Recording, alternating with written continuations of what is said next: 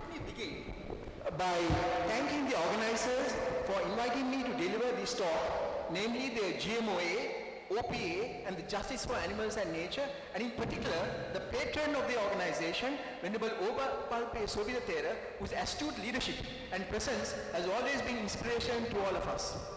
A huge vote of thanks and appreciation is due to the government of Sri Lanka, particularly the President, His Excellency Gotabaya Rajapaksa, and the Prime Minister, Honorable Mahinda Rajapaksa, for jointly taking a very bold step in banning cattle slaughter in Sri Lanka. We are here today because of this righteous and meritorious deed. Sri Lanka has become the first in the world, other than small Bhutan, in the modern era to ban cattle slaughter. This we hope will inspire the rest of the world to follow suit. We must not forget, in this context, great Buddhist workers of the Buddhist revival movement, led by Anagarika Dharmapala, who campaigned for the end to cattle slaughter and rejection of eating beef. Venerable Madhya Panyasiya too campaigned in a subsequent generation for this cause. Another monk, Venerable Bovappe Indaratnatera, sacrificed his precious life in front of the Dalda Maligawa on Vesak Day in May 2013 to draw public attention to cattle slaughter with a plea to stop it. In another context, Venerable Mitrikala Dhammanisanditera, formerly Asoka Veeratna, successfully led a public campaign to persuade President R. Premadasa to withdraw state sponsorship of the Inland Fishery Scheme in 1989. These are all great heroes whose memory and contribution to the cause of Buddhism and animal welfare must not be forgotten. This is Anagarika Dharmapala, whom everybody knows. This is Venerable Madhya Panyasiya. This is Bovappe Indaratnatera. This is his suicide, but for the cause. It's not a suicide for personal gain, but for a great noble cause. In front of the Radha Maliga, he died, that was in 2013. This is Venerable Mitrikala Dhammanisandi, the founder of the German Dhamma Society, the Berlin Buddhist Vihara, and the Mitrikala Nissanavane. He was the one who led the campaign to get Inland Fishery Scheme, the government sponsorship of Inland Fishery Scheme stopped, and he was successful. Inland, home-based, yeah, home-based killing of, yeah, and home-based killing of fish. And this is Asoka Veeratna, that's correct. Now, in the Buddha's discourse, in the Chakravarti Seyanada Sutta, Dika Nikaya of the Sutta Pitaka, the Buddha spelled out the duties of an ideal ruler as follows. The Chakravarti king, righteous king, will give protection to shelter and board, both to the different class of human beings and also the birds and beasts. This is the famous Brahmana Dhammika Sutta in the Sutta Nipada, where the consequences of killing cattle are all laid out. It has been mentioned, but I'll just go through that. And in the Raja, Lord of Chariots, by Brahmins was persuaded, so in sacrifice, he caused to kill cattle in hundreds, thousands, by neither the hoofs nor horns do cows cause harm to anyone. Gentle they are as sheep, yielding us pails of milk. In spite of this, the Raja seized their horns, slew them by the sword. The Jevas, anti-gods, demons, led by Indra, when the ancestors cried out against the Dharma, all this, while he fell the sword upon the cows. In former times, 3 ills were found. These were desire, hunger, and decay. But due to the killing of cattle, 98 illnesses came into being. 5 of the Sinhala Buddhist kings governed the country under the Magadha rule, which banned completely the killing of any animal in this kingdom. The 5 kings were Amandagamani, Voharikatissa, Silakala, Aggabodhi, and Kassapa. The Dhammapada 2017 says, the Buddha declares, one is not called Arya, noble, who harms living beings. By not having living beings, one is called Arya. The people of Sri Lanka in the pre-colonial period were called Arya Vamsa by the neighboring countries, mainly because they followed the Arya or non-violent path of Buddha in not slaughtering animals. Killing and cattle and eating beef led to loss of rank and status in society. A close examination of the Mahavamsa, etc. will show that even King Alara, the Tamil king, was also followed a path of compassion to the animals, and even his, it is recorded that a calf that has been run over by his son, reckless Prince, the mother cow had rung the bell, and the prince was punished. Ibn Battuta says, when he was going to Kumanagal, he saw a Muslim, a co-religionist, whose limbs had been amputated as punishment by the orders of the king. But he had spared the life because he had done an animal sacrifice and slaughtered a cow. The above examples illustrate the extent to which former rulers were prepared to protect and enforce legal rights that animals, particularly the cow, enjoyed in the bygone era. We need, this is very important, we need a new vision for the country and its civilizational advancement. It must begin in our schools. Reverence for life is the most important lesson in education. It must include respect for life's all beings, and it must be taught from the time of entry to kindergarten. Because anyone who has accustomed himself to regard the life of any living creature as worthless is in danger of arriving also at the idea of worthless human beings, human lives. Buddhism stands out among major religions because it is the only religion that recognizes the right to life of all beings, Silo Satyo, rather than only humans. This is made clear in the first precept. Furthermore, Buddhism calls for compassion and loving kindness to be extended to all forms of life. Kill and eat is not part of Buddhism. Love and compassion for animals is growing in Sri Lanka and is a good sign of advancement of culture and civilization, but we must not be complacent. People need to be educated and their awareness increased on the evils. People need to be educated and their awareness increase on the evils and unfavorable health implications of eating animal flesh, starting with the flesh of cows, pigs, goats and chicken, which are killed mercilessly to serve the carnivorous states of misguided consumers.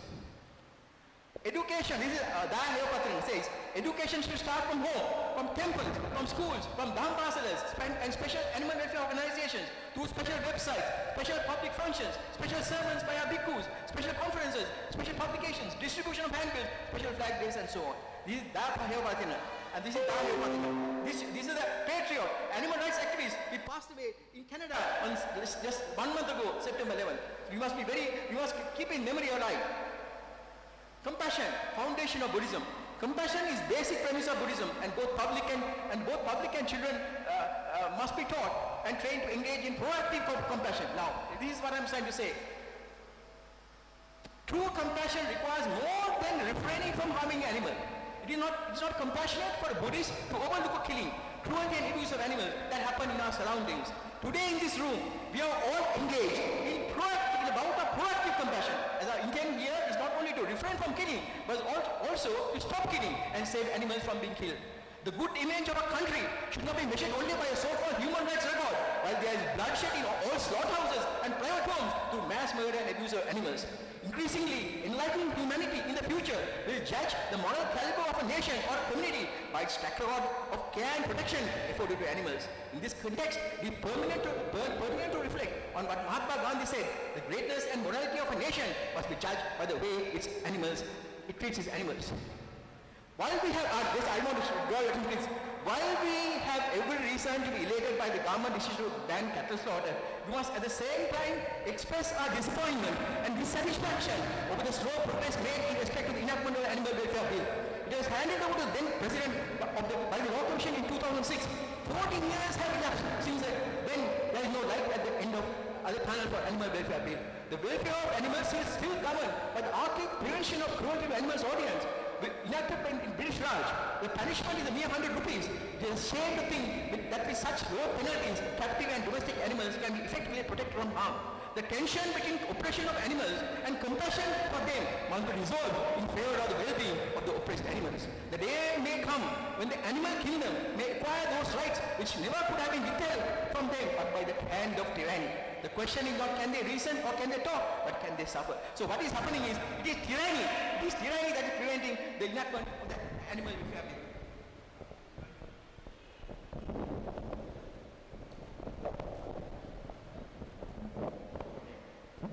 Now, compassion is elicited. Okay.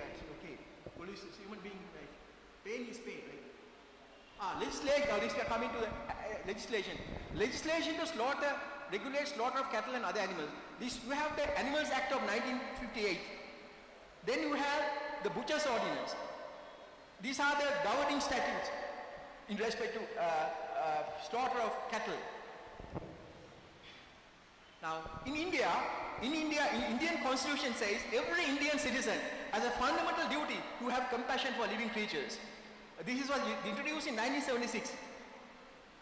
In Sri Lanka, we have a similar provision in the Constitution 1978. accept a requirement in the form of a fundamental duty to have compassion for living creatures despite Sri Lanka being a predominantly Buddhist country. Legislation against slaughter of cattle in India. Now in India, 20 out of 28 states have various laws prohibiting the slaughter or sale of cows. State legislature has exclusive powers of legislate. The prohibition of cow slaughter is also in the Indian constitution. And these are the states, some of the states, Andhra Pradesh, Assam, Gujarat, Rajasthan, these are some, they have clearly said that slaughter of all bovine animals is prohibited. Law requires custody of seized animals to be given to any recognized voluntary animal welfare agency, falling which to the Goshala, Gosalan and so on. Government of Rajasthan has also introduced a bill to ban migration out of state and slaughter of camels in the state. Anyone? Yeah. Okay. Now compassionate constitution for Sri Lanka. I'm talking about future constitution. The model stature of Sri Lanka's constitution would be greatly enhanced if it recognizes the claims of other living beings for compassion and appropriate consideration from human beings and the protection of their legal rights. The philosophy underlying the constitution must encompass the view that legal rights are not the exclusive preserve of human beings. This standpoint is consistent with the philosophy underlying the Dasaraja Dhamma, which was the basis of governance in the pre-colonial era. The next logical step in the continuum following the anticipated enactment of the new Animal Welfare Bill drafted by the Law Commission is that, and to be approved by the Cabinet of Ministers, would be to enshrine the values of compassion and the moral concern for the welfare of other living beings in the country's most important document, the Constitution. Yeah. The inclusion of these ideas would enable the Constitution to serve also as a basis for advocacy on behalf of the suffering animals. The committee engaged in reforming the Constitution must take into serious consideration the following trends in modern jurisprudence. The law's fundamental approach to animals is historically outmoded and ethically unacceptable. This fundamental approach views most animals as chattel, like other inanimate property of human beings, and in turn claims to protect animals through what are called prevention of cruelty to animals laws. The classification of animals as chattel but protected to some extent by cruelty laws does not afford due regard to the basic interests of animals, does not confer on them legal rights, and in fact in a true sense are not intended to protect animals and their interests but serve only human interests. Therefore, given the rapid awakening in civilized societies following vigorous lobbying by proactive animal rights campaigners, revolutionary changes in the law's conception of and approach to animals are required. Now, here is a list of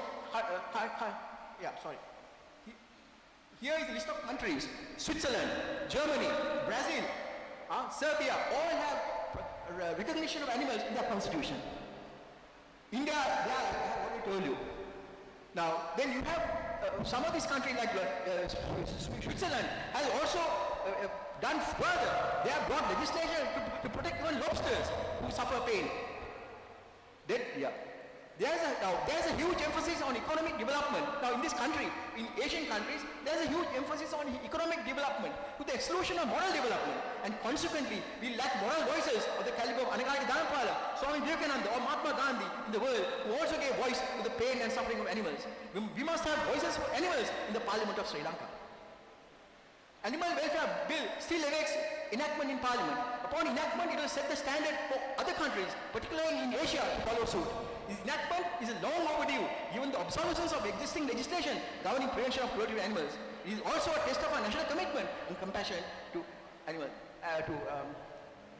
compassion to other sentient beings. Proposals of constitutional reform, a provision similar to Article 51A in the Indian Constitution, should be introduced into the Constitution of Sri Lanka, thereby imposing a fundamental duty on every Sri Lankan citizen to have compassion for living creatures. And the chapter dealing with directives of state policy in the Constitution should also include among its objectives the acceptance of state responsibility for the protection and promotion of other living creatures. Thank you.